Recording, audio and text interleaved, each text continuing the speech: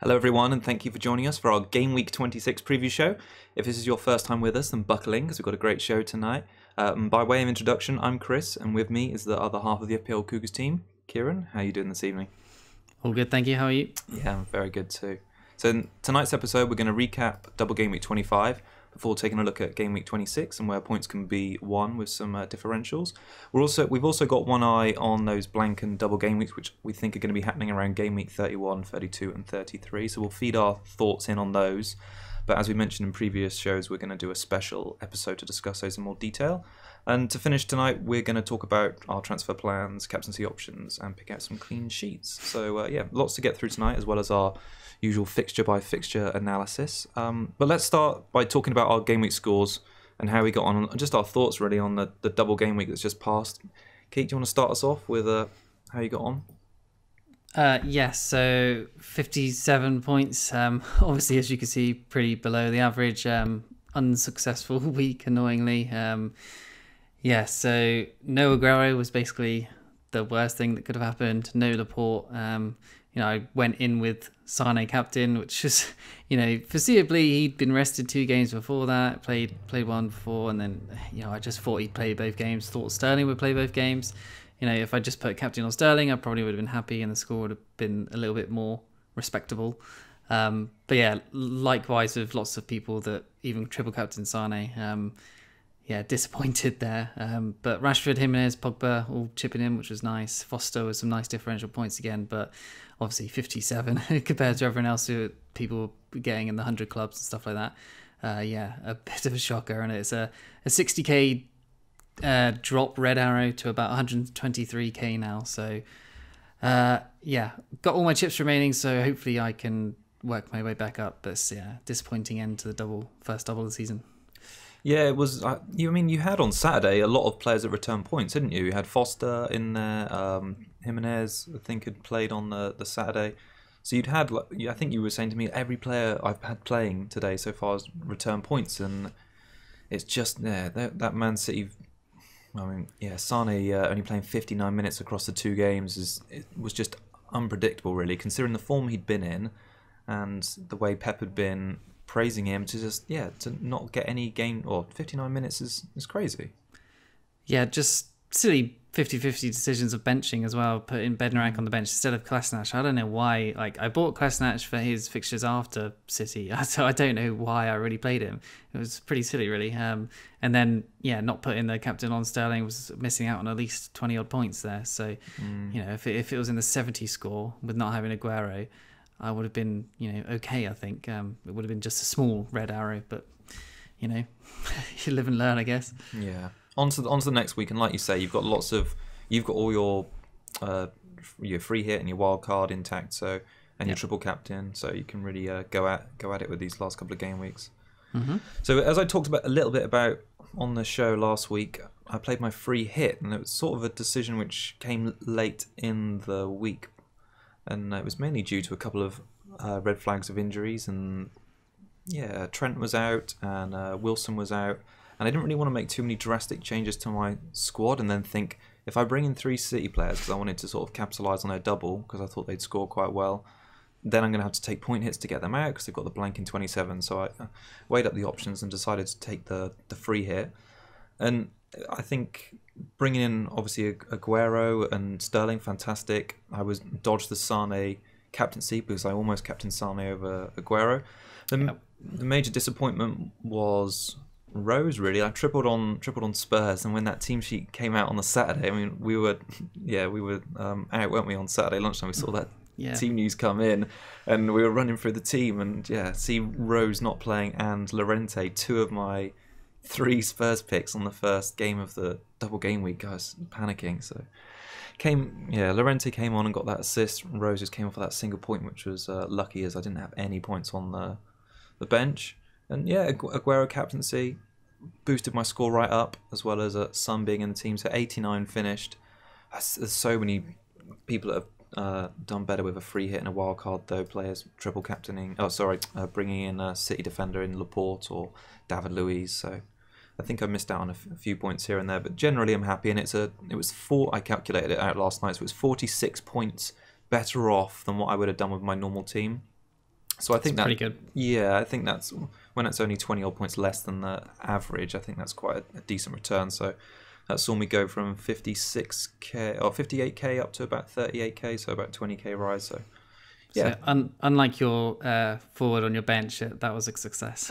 yeah, it was. It worked out quite well. Obviously, we'll get into Richarlison a bit later and Everton and what they his benching and Everton's form means for our Everton assets at the moment. I at least expected 4 points from him. I mean, that's at least what I expected. I mean, I kept him just because why not? He's in a double. I expected something in the Wolves fixture maybe, but I at least expected 4 points. I mean, come on, Richarlison. Yeah, that was a real letdown of a player to get in. Yeah, but yeah, otherwise quite pleasing. So yeah, it was good. Cool. All right, should we move on and we'll just talk about the FPL Cougars League, because another shout out. It seems like we're doing this weekly, but we've got to say well done to Shannon again, because she's at the very tippy top of the FPL Cougars League right now. And she's got a whopping 95 points this week. So she didn't play any chips. She just used 2 free transfers. And she captained Sterling. She also had Luiz, Son, Hazard, Rashford and Jiminez. And she could have actually got the 100 because she benched Bednarak and Etheridge. So, yeah, really, really well done. She's up to 7th overall in the world now. And keep it going.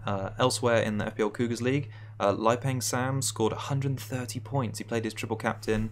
Landed it on Aguero for 50 points. He also had Laporte, Sterling, Jiminez, Son and Pogba. So yeah, some really, really fantastic scores in the Cougars League. So well done everyone. It seems like there's been quite a lot of movement in the league. So yeah. Yeah, not jealous. Not jealous. I know. Those points would be nice. Cool, right. Well, let's turn our attention to game week 26 and the lunchtime fixture between Fulham and Manchester United at Craven Cottage. You've got 2 players playing, Pogba, Rashford. You feeling confident with those 2 heading into this one? I did quickly want to mention silver lining of my score. I'm through in the cup, so that's just the smallest silver lining of that. Yeah. So I'm still going. Oh yeah. Yeah. So that's good. But yeah, Fulham United, Pogba, Rashford, dream combo in the last in the game against Leicester, wasn't it? To have them linking up, which was nice. But seems like everyone's got him, so there wasn't really much of a differential or any points gained really there. Can they do it again against Fulham? Probably. I don't see why not. They're possible captain options, I think. But against Leicester, they didn't look their fluid selves, really. They weren't that good. It wasn't that good of a performance, and they didn't look that great going forward, to be honest. Like that one really nice ball from Pogba and one really nice control from Rashford was really all they created that game, to be honest. So, yeah, I'm less confident of a sort of differential captain on either of them, really. But if you want to risk it, then it's probably the fixture you'd go for, other than maybe the Tottenham game. Yeah, what do you think? Well, yeah, it's an interesting one. You and I both watched the game again, and I just thought United were really, really poor in the second half. They didn't create a ton of chances. They had maybe 1 or 2 chances in the second half on the counter-attack. I thought they really let Leicester have quite a lot of the ball, and it was just that the quality pass and the quality finish from Rashford which got them the win there. I think those 2 are really the main attacking outlets for United. Looking at their away form heading into this one, Rashford's just tipping Pogba, so he's got 4 goals, an assist, and he's got 4 bonus points in the last 5 away games, averaging 6.8 points per game, which is a great return. Pogba hasn't managed any goals, but he's got 5 assists in that time. So I think both of those are really showing great attacking promise for United. Word of caution would be a little bit again with this Fulham game, is that they've got that PSG game coming up in midweek afterwards. I know it's the Saturday lunchtime game, and they've probably got that extra day recovery. But still, I think that's worth considering. So I wouldn't be surprised to see, especially considering they're playing Fulham, second bottom, and they're on a bit of a rotten run at the moment. So I could see maybe Lukaku starting wide, or Mata maybe coming in the team. So what that means for Rashford and Pogba remains to be seen. But I wouldn't be surprised to see one or both of them getting brought off early if they're in a good position. I'm not sure they'll be rested. I think they might come off early. But yeah, like you said, there is time between them, between those games. And I think United's schedule just coming up is pretty difficult all round. So even getting rid of one of them might be a possibility, because I think there is going to be rests, and possible rotation coming, because they do have a deep squad. Yeah, it's an odd one. I'm possibly thinking of getting rid of one of them to maybe free up funds for Aubameyang, but that's risky, I guess. It's awkward. I think you just need to be careful if you're going to bring one in or get rid of them, because you could be stung either way. Just got to go with your gut, I guess, on that. See what happens, like maybe for this Fulham game. See if any get possibly rested there. Then you'll kind of maybe see a sign of that things are going to be rotated around these really tough fixtures. Yeah. Well, I think that they are those two key players, and United are going to want to protect them as much as possible. Yeah. That said, they are their match winners at the moment. So you got that feeling that if those two are going to play, they're going to return points, and United are likely going to win. I also wanted to shout out Lindelof, because you've been bigging him up, haven't you, in the last couple of weeks? And I was having a look at his stats, and he's done really well. Yeah, he's one of those guys like Laporte that everyone says he doesn't have any box presence or doesn't have any goal threat from corners and things, but he's proven people wrong. Yeah. So yeah, I mean De Gea in that one as well. 11-point haul. Yep. So many saves. So yeah, their defence coming up clutch, where earlier in the season they just would have fallen apart. So yeah, I think they've still got some okay fixtures. They're getting a little bit harder. But yeah, I think their defence, why not? I think Lindelof will probably play most of them, and Bailly too, I guess, unless he gets a little bit injured. But yeah, Lindelof seems a good shot, and he's risen twice recently as well, so he's back up to 5-0 now. So, but still under 5% ownership. So yeah, differential still. Oh yeah, huge difference. He's 4.4%, and he's averaging 6.4 points over the last 5. So that's 3 clean sheets in that time, and that goal with 6 bonus. And yeah, he's really stepped up and impressed me. And when I saw those numbers, I thought I've missed a trick here, because we both saw those good United fixtures, didn't we? Talked them up. If I'd taken a hit somewhere along the line and got rid of Alexander-Arnold for Lindelof, I'd be probably belly laughing right about now with all my points, Kieran. But sadly, I'm not belly laughing. Do you see much happening from Fulham in this game? They had no shots on targets against Palace the last time out. Mitrovic missed that gilt-edged one. Yeah, they're just a little bit trolly at the moment. When they look good, then the next game they look terrible. So Mitrovic didn't score for ages, then gets a brace and then blanks. I could probably see a blank here again. They're at home, which is obviously a slight advantage, but yeah, I can't really see too much from Fulham here. Probably clean sheet to United. Yeah, I probably think so too. Yeah, I think score to nil. Yeah. Awesome. All right, so one of the 3 o'clock fixtures on Saturday is Palace against West Ham. And what do you think of Batshuayi as a fantasy option? He obviously got brought in late by Palace on the last day of the transfer window.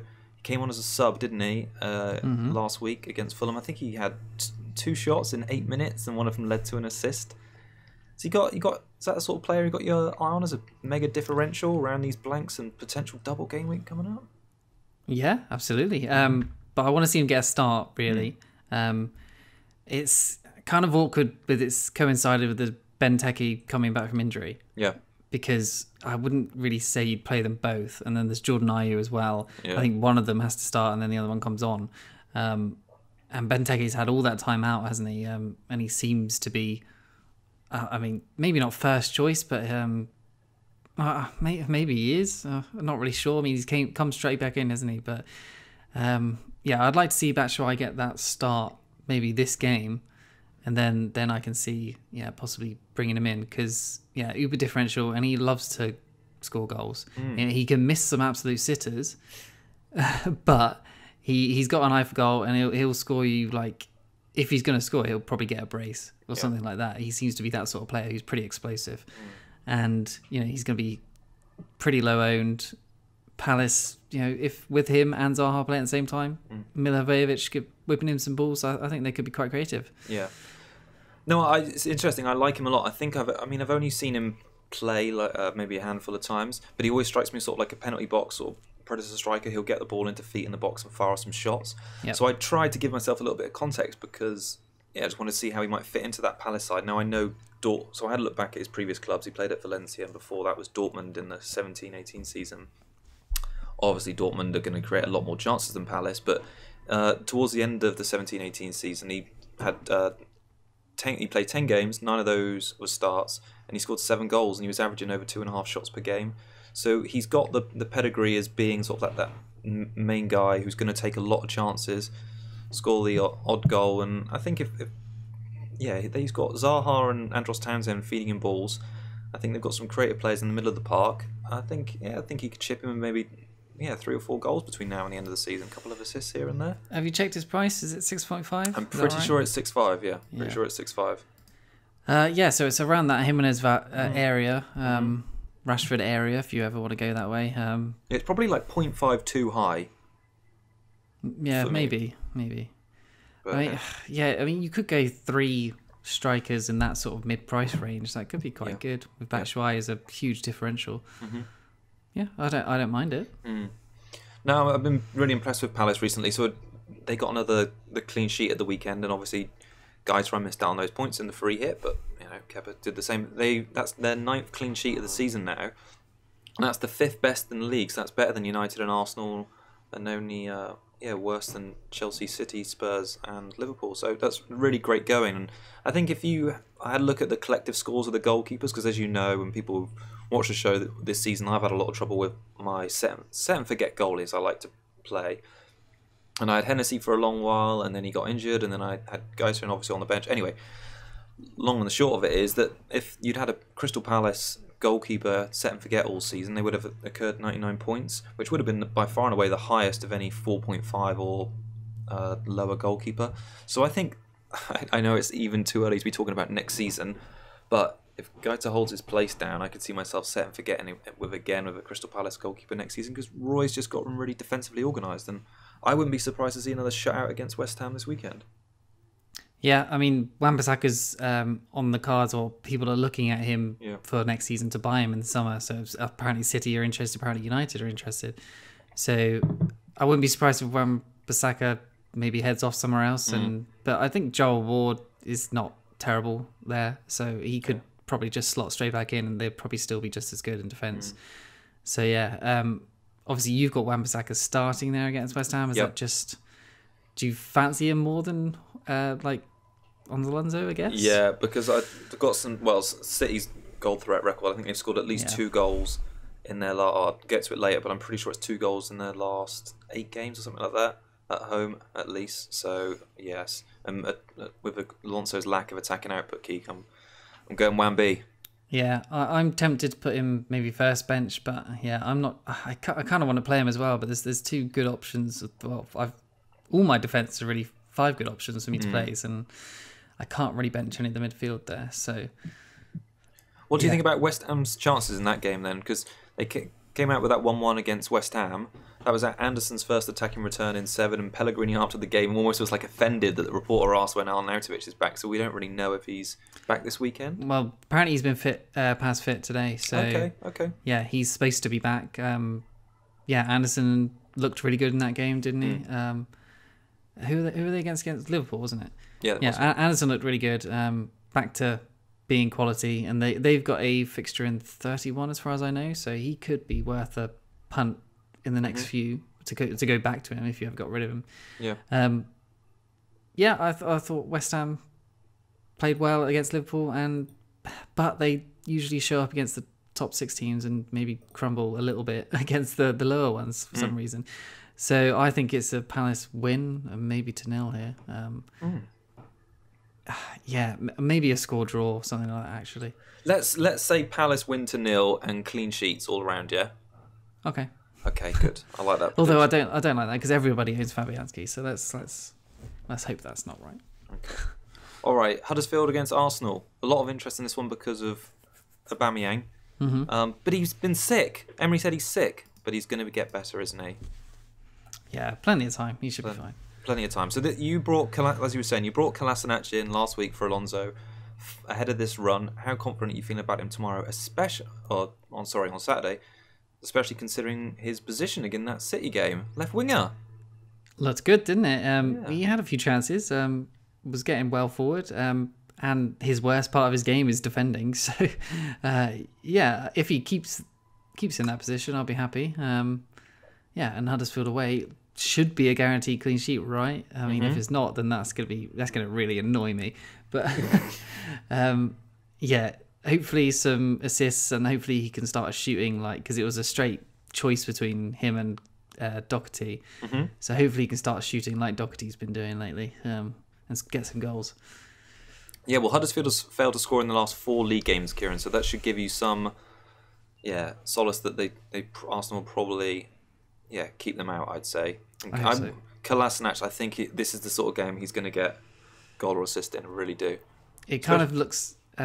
he was obviously hooked in that game for Suarez, the new signing. Mm-hmm. So I'm wondering if that's going to be a thing that might happen more often. If he's going to continue in that left wing position, he'll probably get hooked for Suarez around 60, 70 minutes. Yeah. Maybe in the next few, I guess, unless he goes back to defence. So I mean, if he's got a clean sheet at that time, I wouldn't really mind that. If he gets knocked off after 60 minutes, then that's fine. I'll take it. No, I can understand that, but one to watch for sure, because I think Suarez could be a real threat to his position.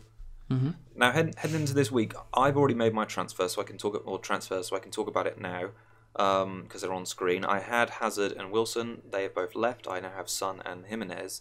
I'm very close this week to bringing in Aubameyang as part of that move, which would have been an 8-point hit, but I didn't do it because I was having a look at Aubameyang's form. Now, whilst he's got Huddersfield away and then he follows up with Southampton and Bournemouth back-to-back at home, he's blanked in 4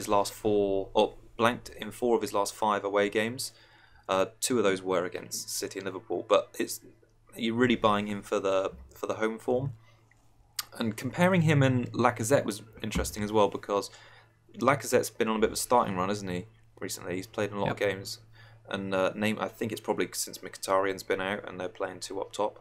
But yeah, so in the last 5 where they've started together, Aubameyang scored 27 and Lacazette's only scored... Oh, sorry, I say only scored.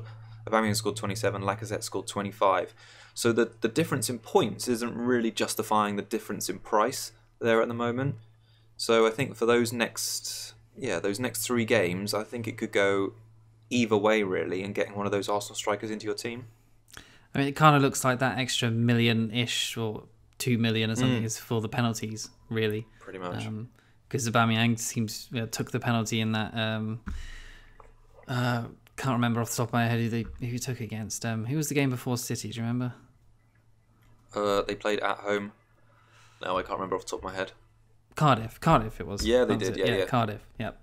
So yeah, he took the penalty in that one, and then that seems like it's what that 2 million is for. Other than that, they seem to be quite even. Aubameyang gets pushed out wide, doesn't he, when they play sometimes? So yeah, I considered a -8 for him as well.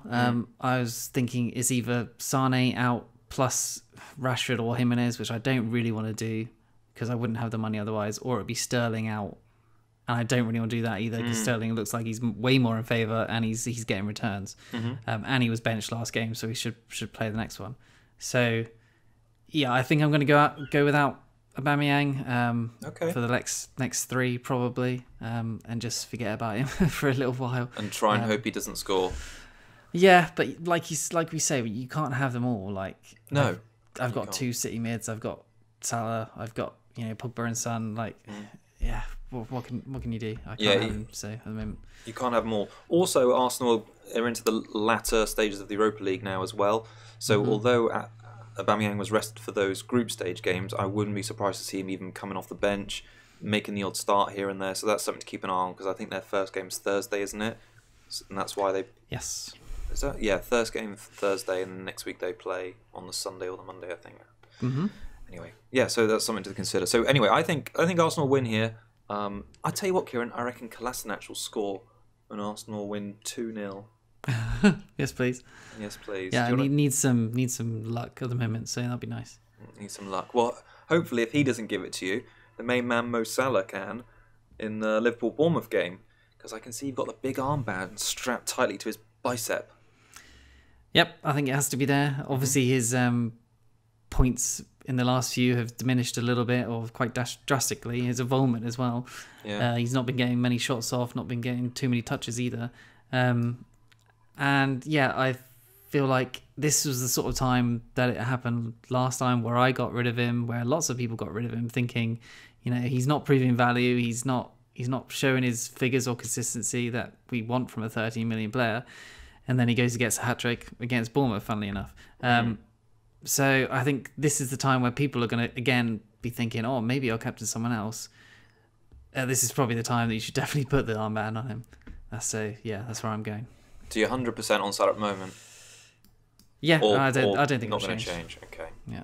Well, I was having a look at it because, I mean, it is rare that Salah blanks. So I had a look back at the stats, and that's the first time he's back-to-back blanked since game week 7 and game week 8 when he played City and Chelsea, and he's not done it before that this season, so the only previous time against those big sides. But he has been a little bit off the boil, so he'd only had 5 touches in the box against Leicester the week before and 1 shot on target, and then against West Ham 7 touches in the box, which is down on in his numbers from earlier in the season, and especially when he was doing well, he was having up to 10, often more touches in the box. So yeah, that side of his performances recently has slipped a little bit, but like you say, I expect him to sort of bounce back in this. It's almost that way. It really is a must-win. Every game now is for Liverpool until the end of the season. A must-win game against Bournemouth, home game. Bournemouth poor away record. The crowd are going to be going absolutely crazy. So let's just hope he wins a penalty. There you go. He gets a point from that, because that seems to be a lot of his points lately. Yeah, it does. Yeah, a few little tumbles in the box. Minimal contact. I wanted to talk about Liverpool defence tonight, because I'm sure a lot of people are in my position as well. Maybe they've got double Liverpool defence or even single Liverpool defender. They've only got 1 clean sheet in 6 now. Do you think they're missing Gomez and Trent, and that's sort of giving them that lack of balance, I guess? Well, yeah, clearly. Milner's just been getting ghosted by a lot of people on that wing. Like, he's just getting outpaced big time. I don't think he's a bad defender at all, but I think he's just getting worked on that side. Yeah, I think Alexander-Arnold was supposed to be back this weekend. He's been pictured as in training, so he's supposed to be fit now. Oh, that's so good. I would assume he would come straight back in, and you would think that would make their defence better. But, you know, like with City, who kept so many clean sheets in a row, once you start conceding, it seems like you can't stop. So I wouldn't be surprised if this run of clean sheets or conceding is going to continue for a while. I'm not so sure double Liverpool defence is the best idea. I think maybe double attack is probably better going forward now, because teams are fighting for their positions, fighting for their survival in the Premier League, fighting for top 4 and all that sort of thing. So everyone's fighting for something now, and I think clean sheets is going to be way more far in between from now on. Yeah, I think it's going to be, like you say, difficult for the clean sheets to come by for Liverpool. And I think that, like you say, the injuries have really caused that. And until sort of Matip or Lovren come and actually play some consistent games with Van Dijk, I think they need the consistency, because chopping and changing at the back, they played Henderson, they played Milner, they played Matip 1 week. Until they get that back, I think it's going to be a few more goals conceded. But I do see them getting this clean sheet against Bournemouth this weekend. Bournemouth have lost their last 7 away games. I think Liverpool are just going to be really, really tight at the back. And, I think it's just Matip as well. I think he gets bullied upon as well. I think Van Dijk just can't seem to carry him like he did Gomez or whoever, or Lovren. I think Gomez is a good defender. I don't know about carrying, but I know what you mean. Yeah, I think Gomez is. Yeah. You know what I mean. Yeah. Yeah. Matip made some silly mistakes in the West Ham game the other night. And then it's also a consideration is Mane's form, who seems to be getting along quite well now. He's getting consistent returns. So I'm considering a -4 from Sane to Mane. Funnily enough. Yeah. I just don't know if it's worth it. Like, obviously Sane was taking off like 59 minutes in that game. Seems like he's probably not going to play, completely out of favour. So is -4 for Mane worth it in a favourable fixture? I think minimise your hits, Kieran. Minimise your hits. Yeah, but Sane, he's not going to play, is he? I don't know. Do you not think? I don't think he will, no. He was clearly... He looked a bit irritated, didn't he? He was pretty bad in that game, in that Everton game. And, to be taken off that early, I don't see that early as being a rest. Like, he's not being rested for the Chelsea game, because he seems to not get that many minutes. He's only played 1 full 90 minutes against the top 6 side all season. Yeah. So that's a consideration. Plus, Mendy is back. We thought he played both those games. And yeah, because Mendy was out, but Mendy is back now. He's been rested, but Mendy was back for both of those games that he could have started. He could have came back in. So Mendy's been giving another 2 games rest. Does he play his Chelsea game? Sane out? Seems like all the stars are aligning that Sane's not going to play. It's funny, I hadn't really given it any thought. That I thought Sane would come off early last night and be recharged and ready to go in this Chelsea game. So you're making me question it a little bit now. I mean, for you've only got him, but you would keep him. There's no point getting rid. But for me, I've got Sterling as well, who I'm pretty sure will play because he was benched in the last one. Yeah. So, yeah, I don't want 9 odd million on the bench really. No. All right, yeah, lots to consider there. We'll talk more about that in a minute on the Man City section because I want to pick your brains on that, the Marnie idea. But move on. Before we move on, have you got anything to add on Bournemouth? Obviously, they don't blank this season, so their assets we're probably going to be looking at going forward. So hopefully Brooks can come back soon. I think Fraser's possibly one to get back onto, and King as well. Yeah, their fixtures in the short term is pretty bad from game 30.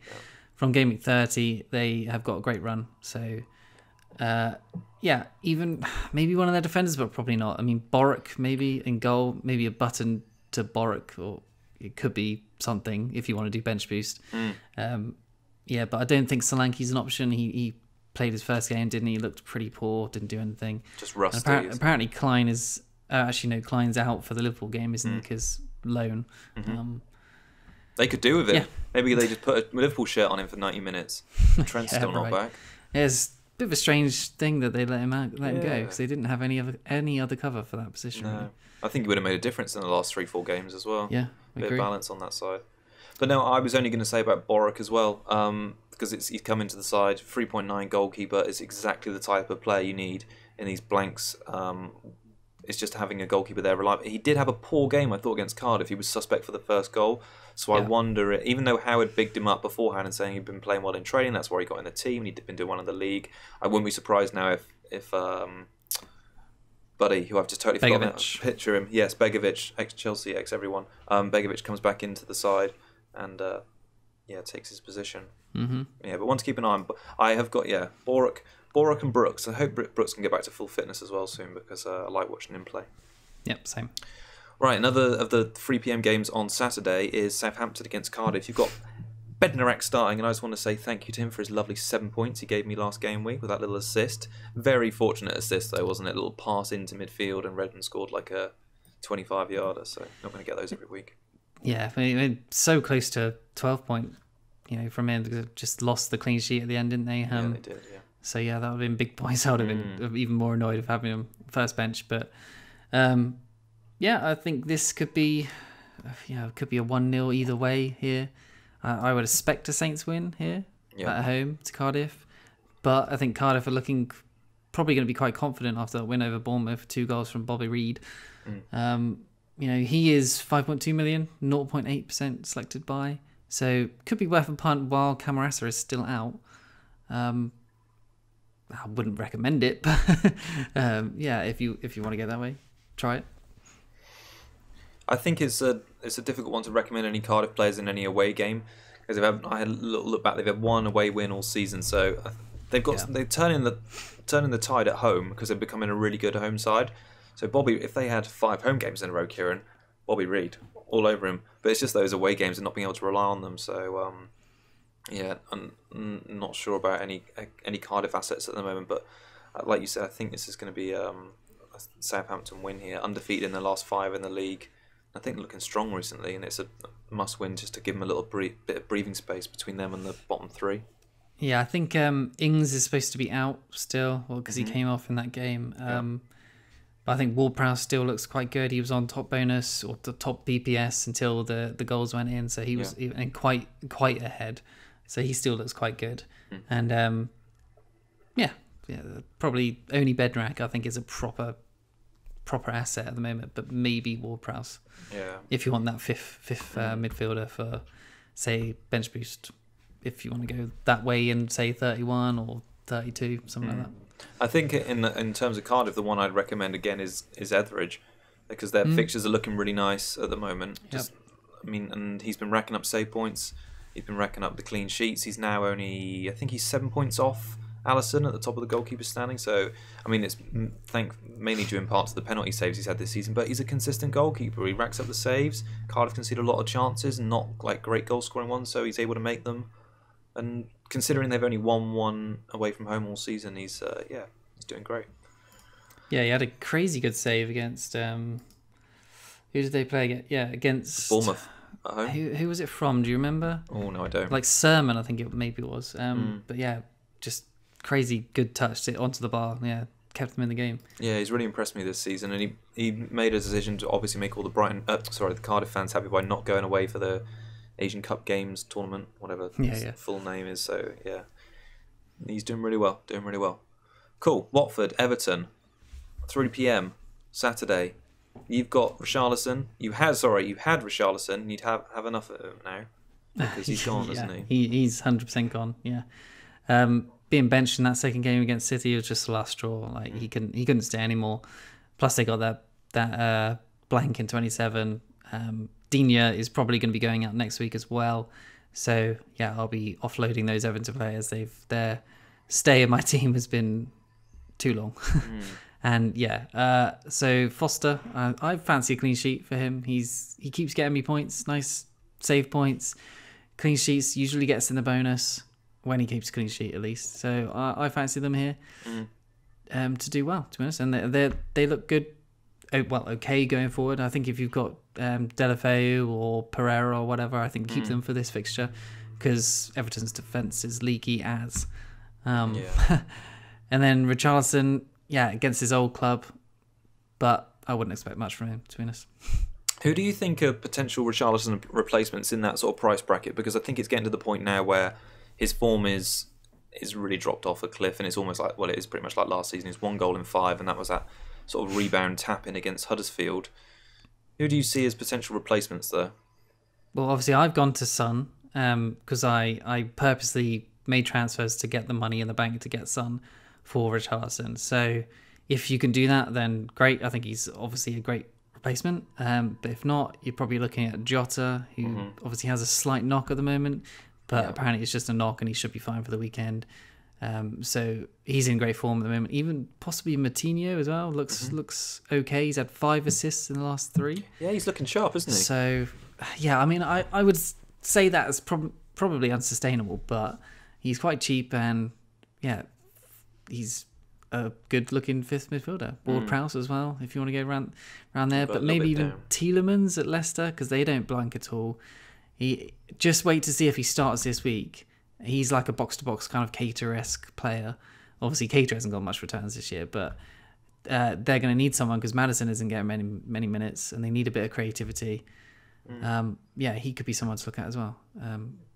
What do you reckon? Have you got any people who haven't suggested? Well, you suggested exactly who I was going to mention, really. I think if you've got money to go up, I think Son, obviously, no-brainer option because it's just in incredible form. And I think the option down in price is Jota. And it's because if he overcomes this injury, he and the rest of the Wolves' assets are proving great value at the moment. And it's funny because at the start of the season, that was most people's transfer the other way. So it's amazing 26 game weeks how it can come around because Jota was in quite a lot of teams at the start of the season after his championship form. Richarlison obviously scored those 2 goals at Wolves on the first day, and how things have changed in last 26 game weeks. It doesn't. Go on. So he's an out of position striker basically with Jiminez, but he's not like Richarlison for Everton where he's up on his own. He's got Jiminez as well, so they're working off each other. Yeah. So that leads to his game being pretty good and creative and. Those two work really well. So, I feel like there's returns coming. They got the fixtures for it still. So, bargain really, 6.0. Yeah. Plus, they're 7th now, 4 points clear of 8th. They could be looking at Europa League.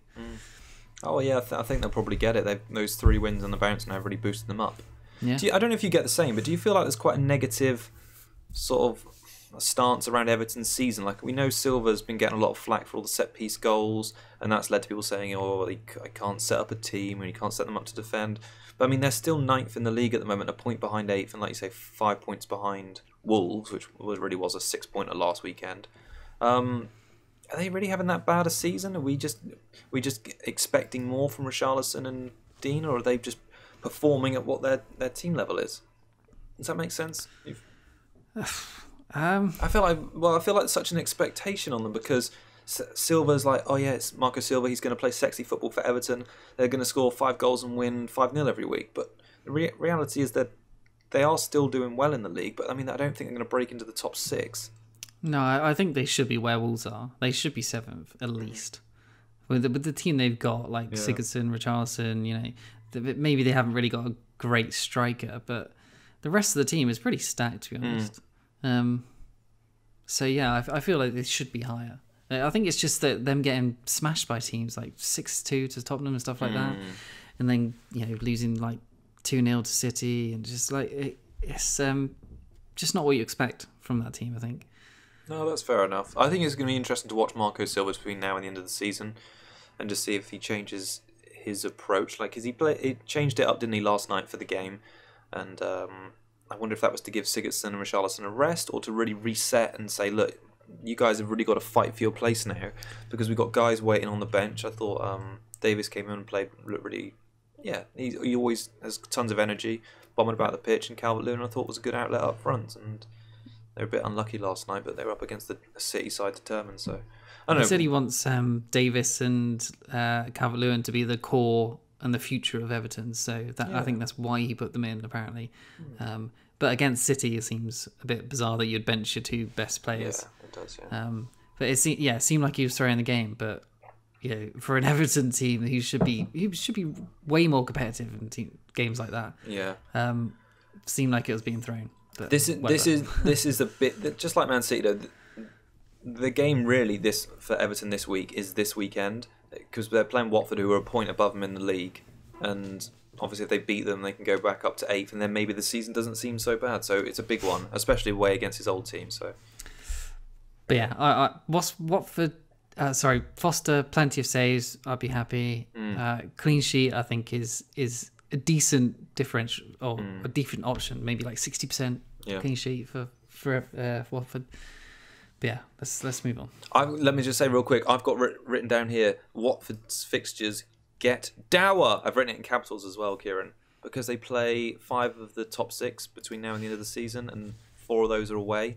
So you'd be looking out for those save points rather than those cleanies. I'm possibly looking at a transfer to one of the blank players for eventually for Foster. So maybe Boric, maybe someone like Schmeichel. Who else was it? Maybe even Heaton at 4.8. Yeah, let's keep going. Cool. All right, the 5:30 game, which literally no one is excited about watching. Sorry, Brighton and Burnley fans, but it's going to be boring. Kieran, give me some Brighton assets, because I know with this fixture run, you've got your eye on a few people. Well, maybe not a few, but Grace looks quite good at the moment. Yeah, okay. That's what I thought. I think he created 10 chances in that game, or the last game, sorry. And his heat map looks off the charts, like all over the place, really good, really attacking. Yeah. But he's maybe still slightly too expensive. He has dropped 3 times, but 6.7 million, 1.6% owned. A huge differential, but you think he'd probably just go for Jota at that price, right? Yeah, well, maybe. But then is it too much invested in one team? And Jota, if you have Jota and Jiminez, which quite a lot of the teams do now. What I quite like about Gross is just his points per game in the last 5, 7.6. That's crazy numbers. Yeah. That's really good. So I mean, if he continues this form, and we know in previous seasons he's been a bit of a baseline bonus king because he does the right stuff in games. Sometimes you can see he picks up max bonus and he's not even involved in any goals and assists, which I think is what he did last weekend, didn't he? He didn't get a goal or assist, he got 3 bonus. Did he? Oh, yeah. I'm pretty sure he got a lot of bonus. Yeah, that was 0-0, wasn't it, I think? Yeah. So, yeah.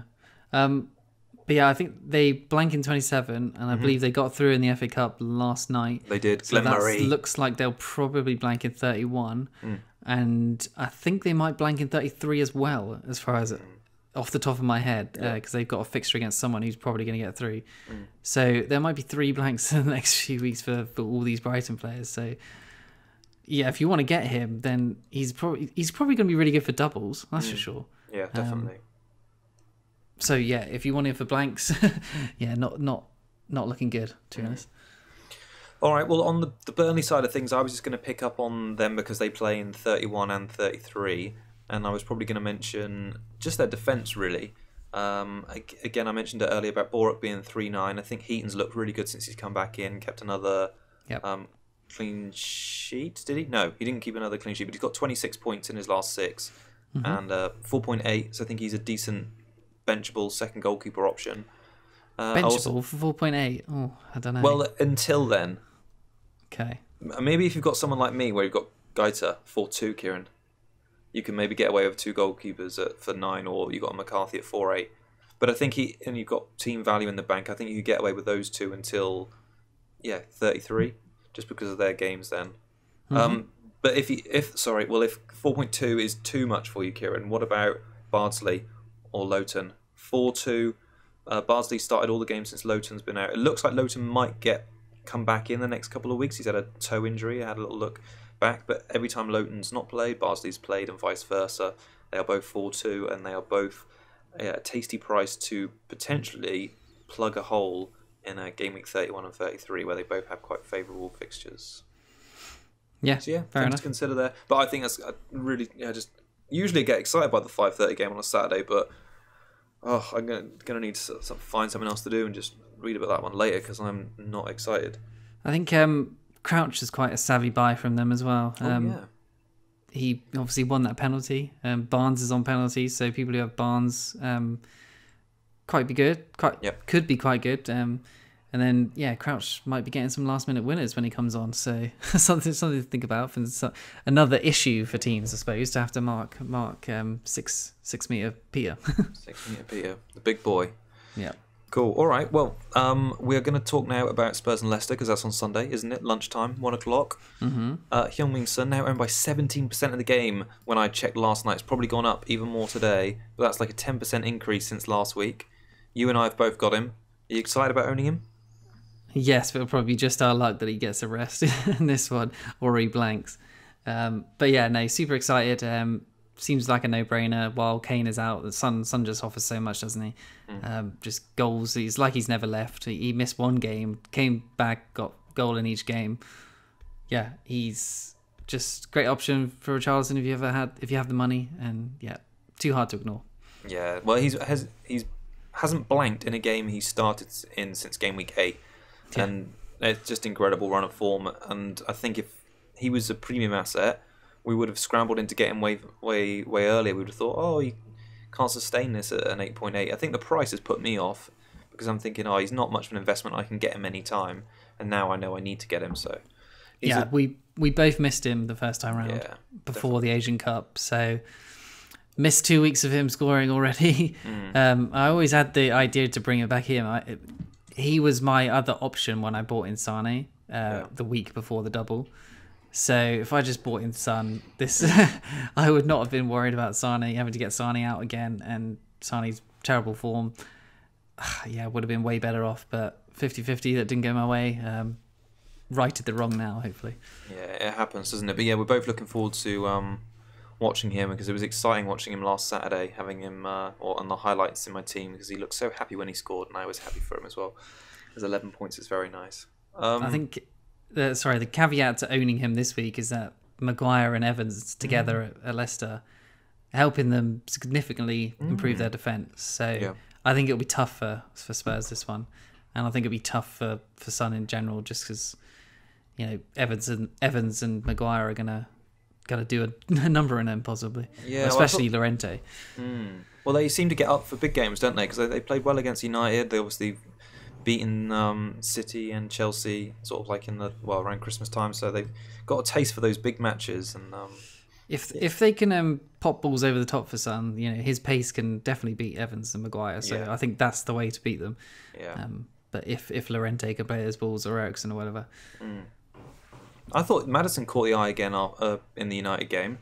He had 4 shots, 3 key passes. I don't know why he keeps getting subbed early because it's so strange. Yeah, if he's getting 90 minutes every week, I'd almost be saying, okay, he's a great option at that price. But it's just those, the unexplainable. And Leicester fans hate it as well because they boo like crazy. He looked like he was the best player in that game, did, didn't he? For them at least. Sorry. He was just making things happen. If he was just getting into the final third or just turning up in the box like a little bit more than he already is and adding that potential goal threat from open play into his game, he'd be such a sick fantasy asset. Like, really, really good. Yep. But anyways, it's not happening. Should we just talk about the defensive assets of Leicester? You've mentioned the two centre-backs. Yeah, after Pereira, this, they have a good run, Chilwell, don't they? both look good in that game. Unfortunate, obviously, not to keep a clean sheet with a good through ball from Pogba and good finish from Rashford. Yeah. But yeah, I think that's the one reason I got Kolasinac, was to have the extra money to possibly get Pereira, to possibly get Trent. But Pereira looks like he's looks good, and when they play lesser teams, he seems to play out of position. Yeah. So yeah, I'm tempted by Pereira. I thought Chilwell got really far forward as well, so he's also good. He's 5 million, so 3 million saving if you can't get Pereira. I think he's just as good, to be honest. Yeah, I like them both. Yeah, so do I. I think and they're both very similarly priced, like you say. And this great fixture run coming up for them, I think depending on what happens with Trent, if he's playing this weekend, or how Liverpool's defence reacts after this weekend, or maybe even Alonso. So Trent or Alonso, I think, are players who could potentially go for Pereira to take advantage of this good fixture run and give me more money to put into my attack, which I think is going to be useful for these blanks and doubles coming up. Yeah, I agree. Even Maguire, he's getting returns at the moment going forward, so he's obviously more expensive at 5.5 base. I'm not actually sure what he is at the moment. Probably dropped a little bit, hasn't he? I'm checking. Okay. He's 5.4 now, so yeah. Just 0.1 more expensive than Pereira, but I think Pereira is going to offer way more assists and way more options for points going forward. That's for sure. Open play goal threat's what he's got, isn't he? As well as open play assist threat. Yeah. So the big one, 4 p.m. Sunday. You're sick of Sane. I'm not so sick of him just yet, but really the person we didn't talk about much last week was the main man, Sergio, wasn't he? 7 attacking returns in 7 now. Hat-trick against Arsenal. Second one of the season. Is it sort of coming back round to Aguero against Aubameyang for that striker spot? Are you starting to feel like that? Yeah, to be honest, yeah. I think people are doing the hokey-cokey between the two, aren't they?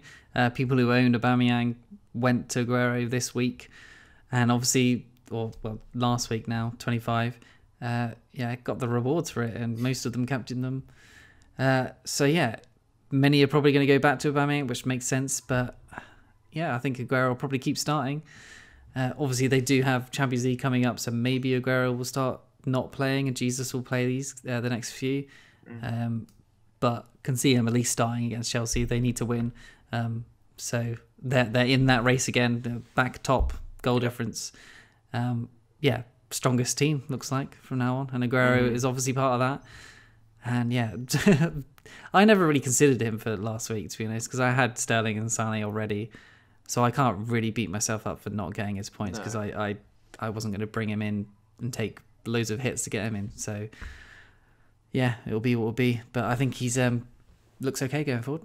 Yeah, I'm excited about his prospects, really, because I think there's a bit of a decision coming up for me. I'm going to switch to a 4-3-3 or a 3-4-3 from next week. I'm going to get rid of Sane, and I'm to make sure to miss his blank, and I'm likely going to go to Aubameyang for 2 game weeks, and then I'm going to likely switch to Aguero to have him as my City coverage. I just think he's looking really strong on this run-in for the title. He's going to be so crucial to Man City, and he's their main source of goals. I know Jesus came off the bench last night to score, but I think Sergio's got it in him to score goals and create assists at any time, and I think he's going to he will start all the games, but likely come off early like he was doing at the start of the season.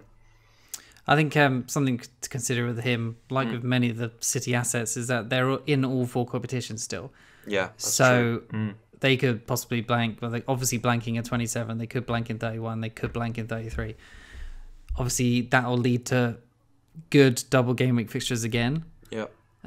But most people are going to have either free hits for those or going to be wildcarding to look into bench boost for those as well. So yeah, I think if you're getting them in, be wary that they're gonna be possibly blanking in at least 2 of the next however many weeks left. It's something to consider. Yeah, there will be a lot of rotation. You're right about all those competitions. I thought it was nice what Pep said. The I think it was the morning of the Everton game. He said something like, "At the moment, it's Bernardo plus 10 over others," which is something he said that before. Yeah, he said at the start of the season as well. So I mean, he loves Bernardo. It's a shame he plays so wide when he plays. If he was playing at like the David Silva role, sort of like in the pocket behind the striker, I think he'd be a great bet. That's where he was playing, where he was getting most of his returns early in the season, wasn't it? Yeah. And obviously him out that wide led to Sterling's benching, which I don't like to see. But yeah, Bernardo's a good player, so whatever. Yeah, I think he's not really an FPL option, but he's sneaking into the City team and it's just showing his quality every week. What do you think from the Chelsea side of things? Like I say earlier, I was how many goals Man City scoring at home? They've scored at least 2 in the last 14, so it's actually double what I thought it was. So I can't see a clean sheet for Chelsea, despite them beating them at Stamford Bridge earlier this season. What do you think of their prospects? Because is this the sort of game Hazard's going to troll people in again? Probably, yeah. I can't, like you said, can't see a clean sheet for City necessarily. But can I see mass returns for Hazard here? Not really. Higuain as well. Can't really see mass returns. Hazard's 2 goals. A lot of people sold him for a City asset. And if it was Sane, then it feels bad. But he could do something. He might get a goal, maybe a penalty, something like that. But yeah, he's obviously blanking in 27 like the City players. So yeah, he'll probably be on his way out for most people, won't he? Yeah, I would have thought people that are still on Chelsea players heading into this game week are probably likely getting rid of them this game week, because they've obviously got their City away game, the hardest game they could have this game week, and then they've got the blank. So I'm sure there'll be a lot of transfers out for Chelsea players this week.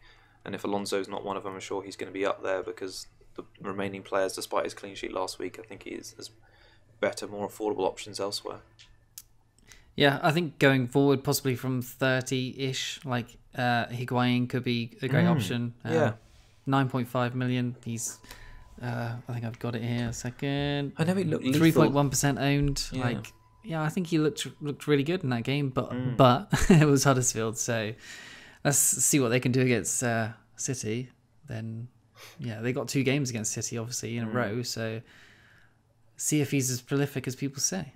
Yeah, they were to a cracking finishes, weren't they? Well, they got a deflection on the second one, but yeah. Oh, that's true. Yeah, he did. He smashed them, but yeah, that was nice. Yeah, 5 shots in that game. I thought he looked, the main man. Obviously, he's going to have quite a lot of shots against Huddersfield at home, but yeah, I thought he looked good. Looked creative, linked the play. I'll be almost definitely putting him in a double squad, any double game week that Chelsea have. I think they will have favourable fixtures in those, so he will probably almost definitely be in. Yeah, I think he's going to get picked up by a lot of people between now and the end of the season, for sure, for those ones. Cool. All right. Any more to add on that? But what do you think? Which way do you think this game's going to go? I've just tough. got nothing. Tough. I think City need to win, so 2-1 City. Okay, so you think it'll be close then? Yeah, I think it'll be close.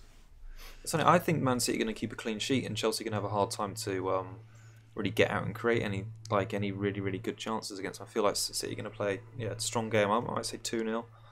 But yeah, let's see. I'm looking forward to it a lot. I think it's going to be a good game, and Sarri seemed to get under Pep's skin a little bit last time out with his formation and tactics. So looking forward to watching that little battle on the touchline as well. I think Alonso's got his place back, right? He should be fine from now on. Yeah, I would have thought so. Yeah, maybe just to regain his focus, that drop at benching against Bournemouth, and I think he's back and fit and firing now. So the last game of game week 26 happens on Monday night, and it's in Wolverhampton, Kieran, where Wolves play Newcastle. Now, you and I have both got, I've got 2 Wolves players. You've got 1. Oh, you brought in Jiminez. Yeah. I have brought in Jiminez. Yeah, so didn't even notice that. I didn't even notice. It's been up here. Yeah. Well, anyway, he's in my team. Wilson has finally gone. So since game week 4, 22 solid game weeks out of Callum, but he's gone. And Raul's in, and I'm really looking forward to owning him, because I've obviously been watching him every week, and he's been racking up points, and he's been doing so well, up to 122 points overall now, best form of the season, because he's got 22 points in his last 2 games. Was rested in the cup, wasn't he, against Shrewsbury? And he's looking really smart. 2 shots on goal and big chance created against Everton. He's the main man, isn't he? Yeah, I think so. Him and Jota, like we said, work really well together.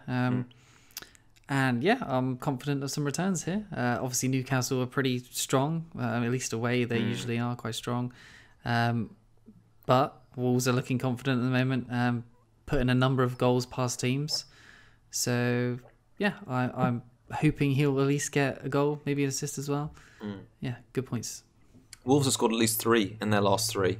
So do you see that continuing? It's going to be hard to do, I think. I don't see why not, though. Yeah. Yeah, I think they have the ability to. They got players. They got a strong squad. So yeah.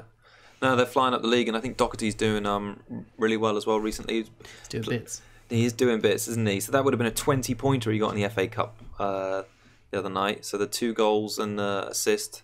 Yeah. Max bonus, obviously, goes without saying. So yeah. Did you hear that?